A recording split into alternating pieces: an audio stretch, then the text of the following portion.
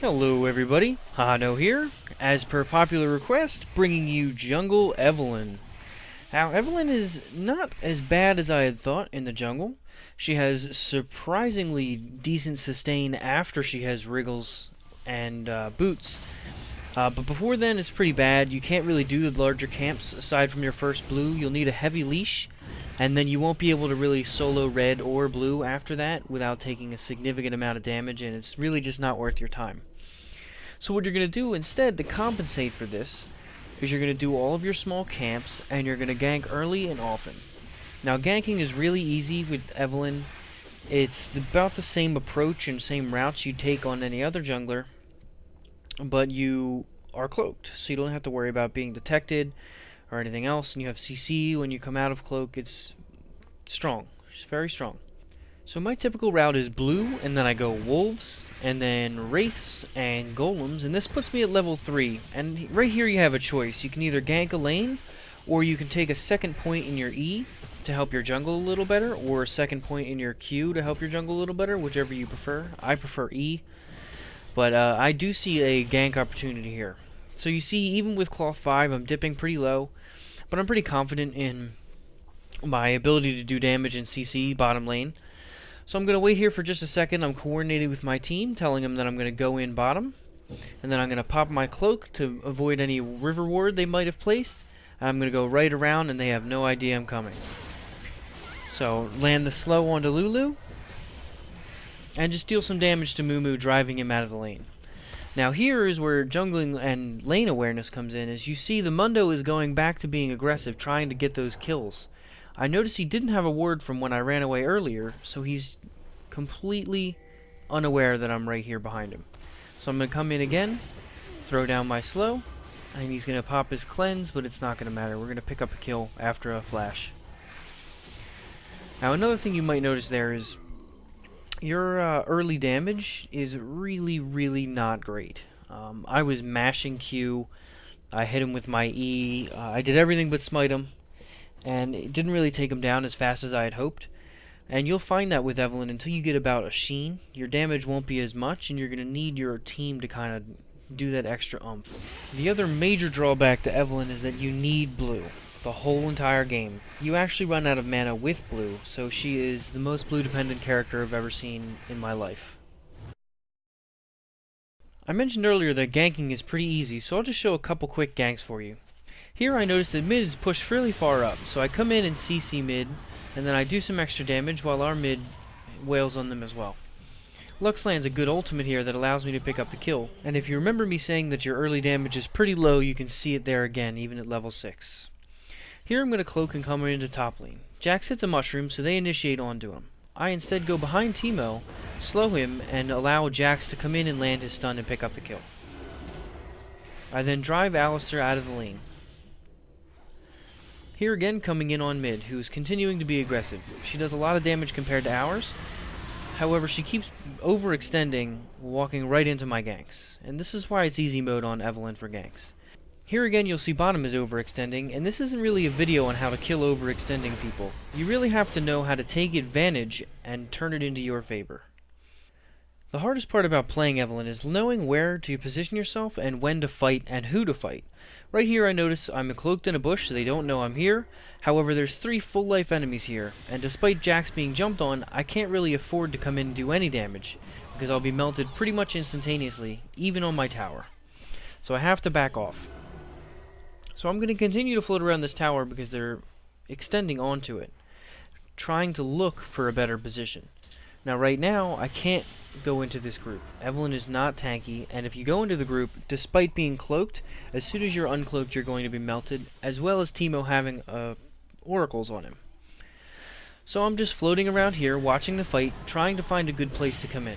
And it doesn't really present itself. I try to slow Alistar, and then they all turn and CC me. If Alistar had knocked me up, I might have died there.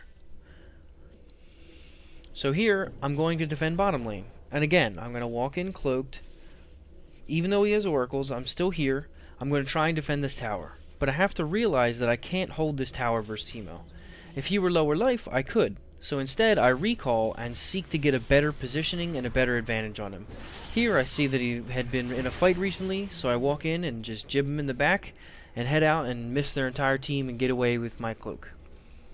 This is something you have to do constantly on Evelyn. You have to be in and out of fights, and you have to know exactly where to be in order to pick off the stragglers and also create advantages for your team. You have to punish people for being out of position.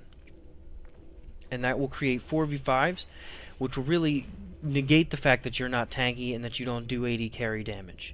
You can think of Evelyn as sort of like Blitzcrank, where to prove your worth on a team, you have to create advantages for your team that you wouldn't otherwise have.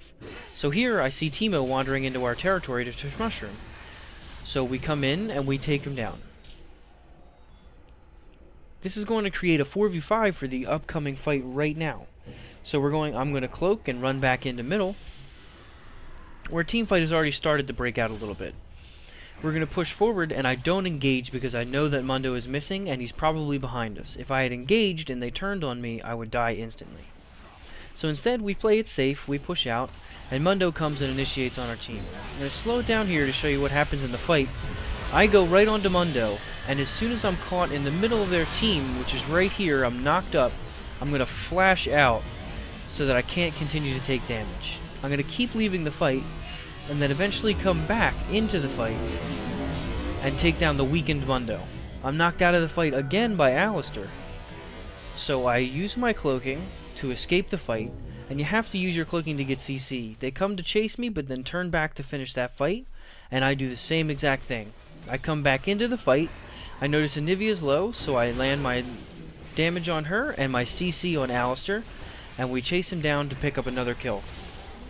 And this is something you have to do on Evelyn, and it's going to take a little getting used to. You have to be in and out of fights and know who you can kill, and you have to know your damage output. It's going to go up markedly when you get your Sheen, and also when you get your Trinity Force. Here they're pressuring bottom tower again. Our Graves is caught out of position by a good Anivia wall, and I'm not really able to jump in on the entire team just yet, despite Lulu's ult. So I'm just backing off. They're still a little tanky for me to jump in. I'm going to create myself a better position. So I'm going to activate my cloaking and go around on them, because I notice that a few of them in the back are lower in life. By doing this, they engage on us in the tower, and I come around and instant kill their support. I then turn to run away because I noticed they were high, but didn't realize how much DPS Jax was doing, so I turned to pick up the kill on Mundo. Anivia has also stopped responding, so I'm picking up the kill on her while I'm at it. Teemo comes to get at me, however he's scared of my damage right now, so I back off. Here again, we're gearing up for a team fight in the middle, and I'm just waiting for an opportunity to pick one of them off. They're all moving around, and I see Teemo runs right into this bush, and he is instantly dead because of the slow and the Jax CC. This makes this ensuing fight a 4v5, which is great for our team because it doesn't mean I have to be in the fight.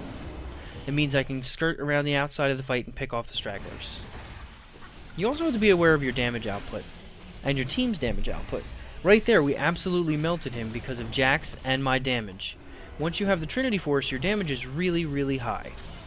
So we continue to chase this fight. I'm popping my ultimate every time someone dies.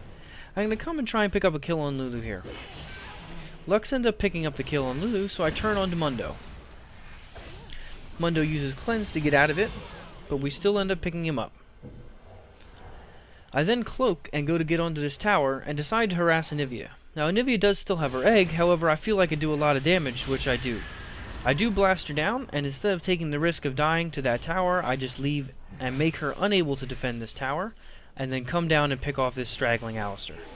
From here, we just go on to clean up the rest of the towers and take the Baron, and I hope you enjoyed this Jungle Evelyn video. She was a fun and challenging character to play, and navigating your way in and out of team fights will really allow you to pick up kills and help carry your team and create advantages that you wouldn't have with any other jungler.